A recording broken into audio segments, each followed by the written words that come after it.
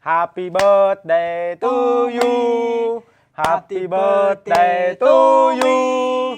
Happy birthday, happy birthday, happy birthday to you. Chúc mừng sinh nhật của con. Con vui quá. Thôi, bây giờ thì con thổi nến đi. Thổi nến xong rồi. Ước đã rồi thổi nến. Ước đã.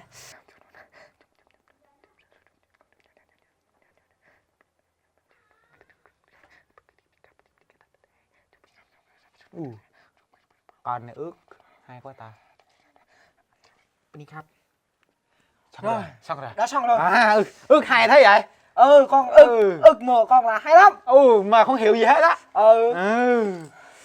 Thôi để bố ước giùm con luôn nha. Để bố ước cho con mà có được 5 vợ thôi nha. Rồi bố ước. Sao vợ luôn đi. Rồi đó ước đã. Lắm.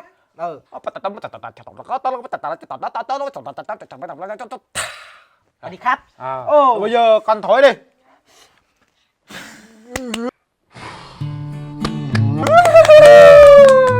Thôi đây là quà của bố. Chúc mừng sinh nhật của con. Bố đại giàu quá, cho con cái này luôn. Con đây là bố á. Đây là sinh nhật của con nên bố đã làm bánh nha. Thôi ăn không? Ăn luôn. Ăn đúng không? Ăn. Rồi, ok. Bánh sinh nhật bố làm đó. Bố thức quỳ nè, hôm nay sinh nhật của con mà. Đó, rồi lấy là cái này mình cũng ăn được đâu. Cái này để mình nhắm vào thôi đó. Đó, không sao đâu, đó màu đỏ đẹp không? Happy birthday to you. Đó, đẹp không? Wow. Giống như mặt con luôn, thấy không? Đó, giống như mặt con luôn. Đó. Bây giờ thì thôi, đây này cắt cho bố ơi. Ăn này, cắt thì wow.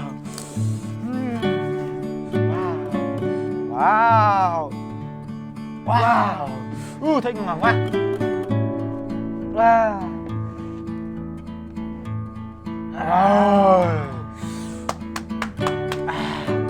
Đúng rồi, hôm nay là sinh nhật của con nên bố sẽ hứa con thích gì, muốn gì là bố mua tất cả, là con hết tất cả luôn. Đi mẹ bay bố làm luôn. Muốn gì? Muốn xe ép. Muốn xe ép. Chết luôn, chết mẹ ơi. Chắc buồn có đâu. Bố này là con nha. Xe ép 50 mấy triệu luôn mà. Chết rồi. Biết này không nói rồi. Gì? Chắc bộ không có đâu. Chắc bộ đừng nói là con nha. Bố là nhất rồi. Bố nhất thì được rồi. Thì bố mua cho con xe là được rồi. Bố nói nhất rồi. Bố hư cho con này à. Thôi cũng được. Bố làm không? Đó. Có xe đúng không? Muốn có xe đúng không? Rồi ok. Theo bố. Ok bắt tay. Rồi bánh này mình để đây. Tìm xe xong là mình về ăn. Mình về ăn đi. Ok. Hơi, bỏ đây đi. Rồi cắm lại xin là mình về ăn. Rồi. Đi.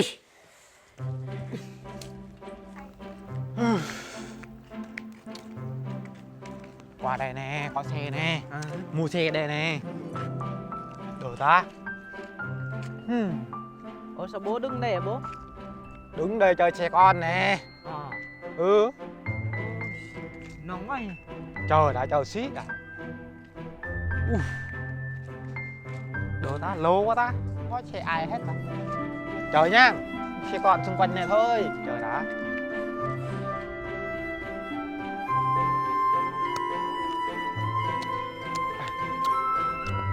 Wow, xe kia đẹp quá nhỉ. Bố con thấy xe kia bố. Xe kia đẹp quá này bố. Hả? Gì vậy? Đâu? Còn đâu? Xe kia bố. Xe kia này đẹp này bố. Đâu? Kia. Đâu? Kia nè. Không sao, đó là xe của con.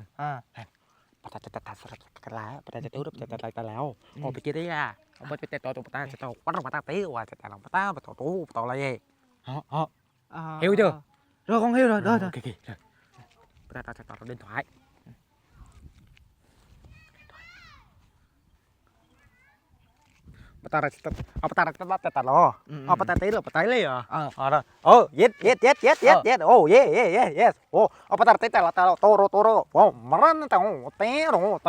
Yes. Rồi.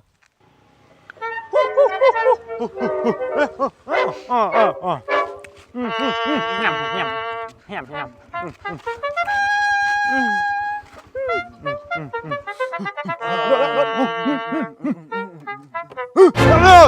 Mày giết người không? Mày giết người mà tao chết người rồi. Mày giết người nè.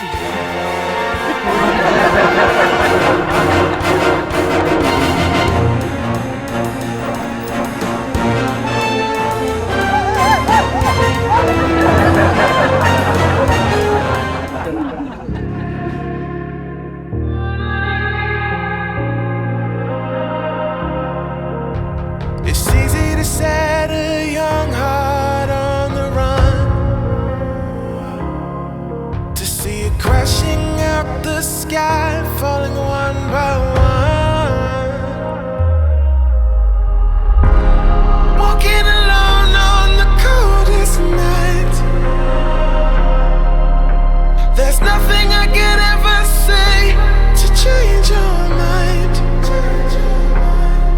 I gotta live without your love. We've said goodbye. There's nothing I could ever say. Ở trên đây có cái đá này. Dạ hả? Thì hai đứa mình nghỉ đây đi. Em ngồi đi, em ngồi trước. Dạ. Này, nước đi. Cảm ơn anh. À mà nè, Ừ, gia đình anh có khỏe không? cái đi ha. Ừ. Thì bên đây thì vẫn khỏe à. Khỏe hả? Ừ. À mà nè, Ừ. chừng nào mình mới cưới nhau vậy? À thì cứ chờ công việc con ổn định đã. Đến lúc đó thì anh sẽ cưới em luôn. Đến lúc đó hả? Chắc anh có người khác quá à. Anh có người khác hả? Ừ. Ừ. Em nói đâu đủ ghê đấy. Hai đứa mình cũng quen nhau được 3 năm rồi, chắc em cũng biết tính của anh mà.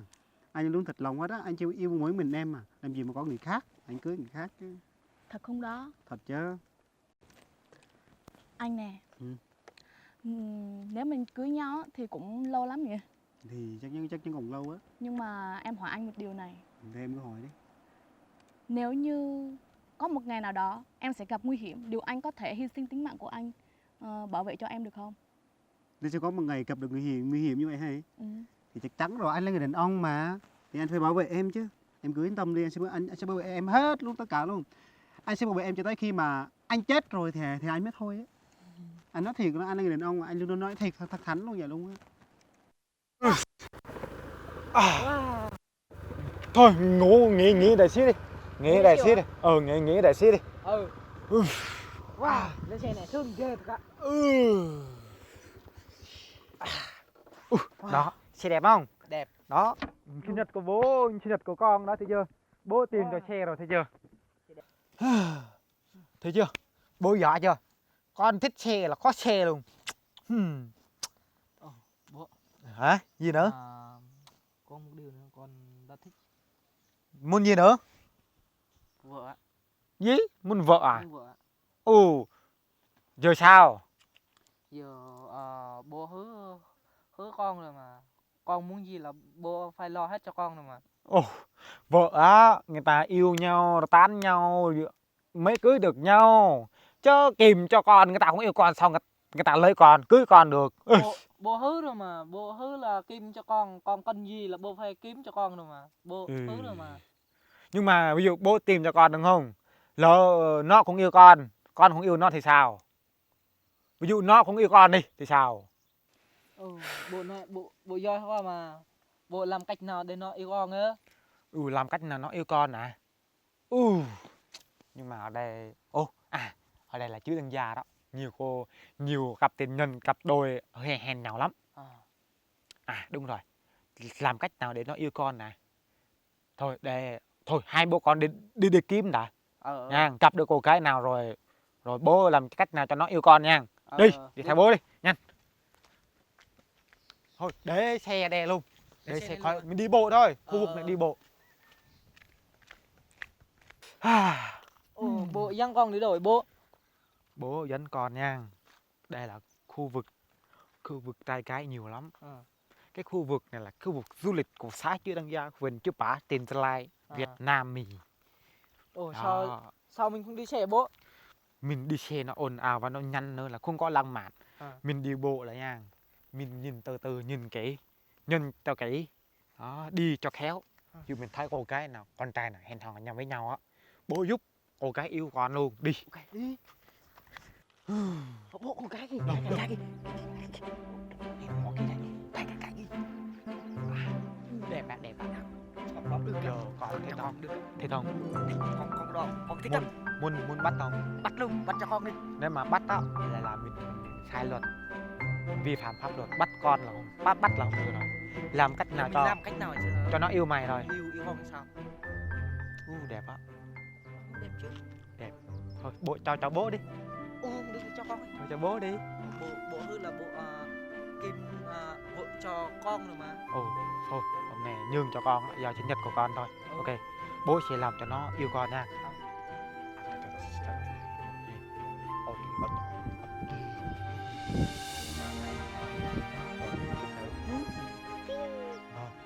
Tao chỉ tao pada cita tao pati yo. Itu turu pula cita tao tao mentati mà là tutup kau pada tao. Thôi bộ nói nhiều quá được rồi á, cái đó được rồi. Hiểu chưa? Hiểu rồi. Yeah, pada satu malai.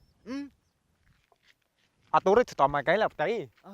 Turu trong là cờ la. Yes. Yes. Yes, cái có pada to. Yes, my name is Bot. Em cảm ơn anh vì những lời nói của anh đó đã làm cho em hạnh phúc và ấm áp. Như vậy từ nay về sau á em nên luôn tin tưởng anh nha, em đừng gây nghi anh gì hết nha. Dạ. Ôi, người là ai?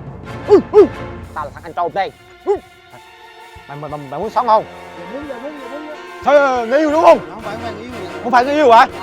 Anh này sao vậy? Dạ không phải người yêu. Muốn sống không?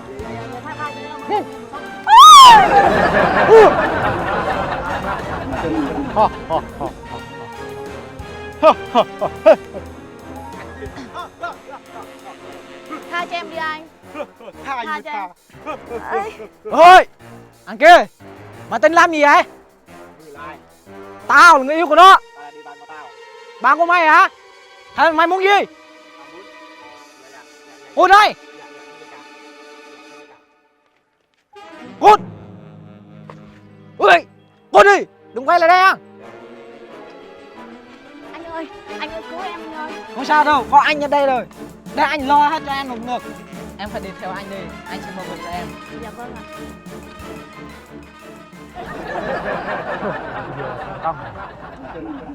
ạ. Thôi. Con tôi đã có vợ rồi. Thôi. Chúc con và con dâu hạnh phúc.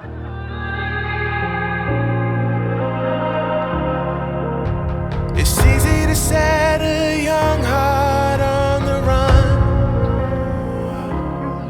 to see it crashing out the sky.